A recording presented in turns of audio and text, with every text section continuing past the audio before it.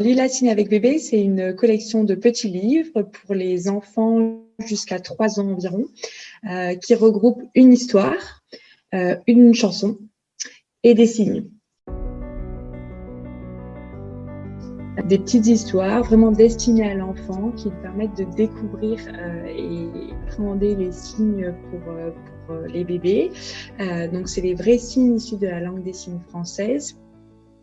Qu'on met à disposition grâce à des pictogrammes et une vidéo. Au démarrage du livre, il y a un QR code avec une vidéo.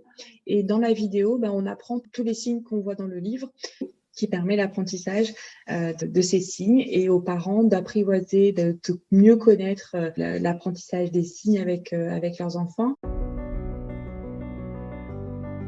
Quand je suis devenue maman, je me suis rendu compte que le monde de l'enfance était à la fois un monde indéchiffrable, compliqué, etc., mais c'était aussi un monde de plein de ressources. Et du coup, la communication, ça reste ce qu'il y a de plus important avec son enfant. Et j'ai vraiment eu envie, avant qu'il y ait la parole, de pouvoir commencer à créer un dialogue avec l'enfant.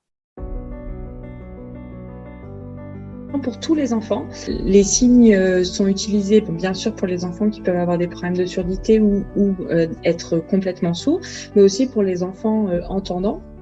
En fait, ce sont des signes qu'on ajoute dans la communication verbale classique. Donc, par exemple, si je dis à mes enfants c'est l'heure d'aller manger, venez à table, je vais signer que le signe manger. Vraiment, on pique certains signes qu'on réutilise dans le parler français classique. Et ça permet en fait à l'enfant de comprendre que l'action d'aller manger se dit manger et ce signe manger. Et du coup, petit à petit, il va associer ces concepts-là et pouvoir exprimer lui-même son envie de manger. Ils font déjà des signes.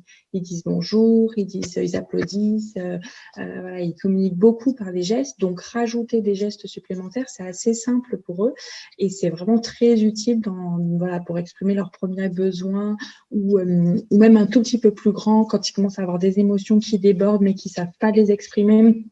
De pouvoir aussi, je dirais, des frustrations comme descendre de sa chaise, de sa table à manger, dire qu'il a fini de manger. C'est des choses simples qui permettent quand même de faciliter les relations avant que l'enfant puisse vraiment exprimer avec des mots.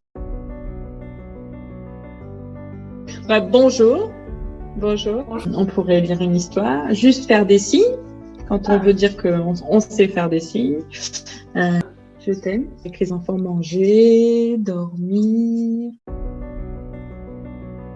Quand on a une passion, il faut essayer, il faut se lancer, faut essayer d'être en accord avec soi, en accord avec la façon dont on a envie de vivre. Et puis, on peut réussir à le faire en plus dans ses hobbies, dans son week-end, etc. Donc, je pense que oui, il faut toujours essayer de se donner vraiment à fond et puis se donner les moyens de réussir.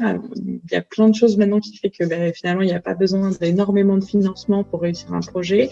Puis voilà, de toujours rester motivé, de faire toujours plein de projets parce que au final c'est ça qui donne un peu le piment dans la vie. Et donc continuer à entreprendre et à investir et à s'amuser surtout.